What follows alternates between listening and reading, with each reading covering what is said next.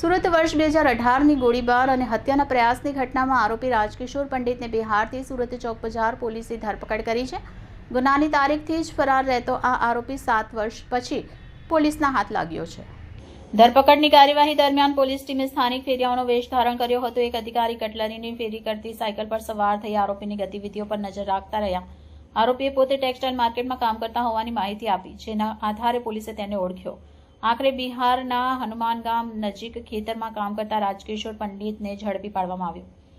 વર્ષ 2018માં સુરતના ચોક બજાર પંડોળ વિસ્તારમાં એક ભંગારના વેપારી પર ગોળીબાર કરવામાં આવ્યો હતો। આ હુમલામાં બિપિન યાત્રા સહિત 3 લોકોએ ગોળીબાર કરી ફરાર થઈ ગયા હતા। તપાસ દરમિયાન રાજકિશોર પંડિતનું નામ આરોપી તરીકે સામે આવ્યું હતું। તપાસમાં જાણવા મળ્યું હતું કે રાજકિશોર પંડિતે મુખ્ય આરોપી બિપિન યાત્રાને ₹10,000માં દેશી હાથ બનાટનો તમંચો અને કારતૂસ આપ્યા હતા। બંને વર્ષ 2016માં ટેક્સટાઇલ માર્કેટમાં કામ કરતા દરમિયાન પરિચયમાં આવ્યા હતા।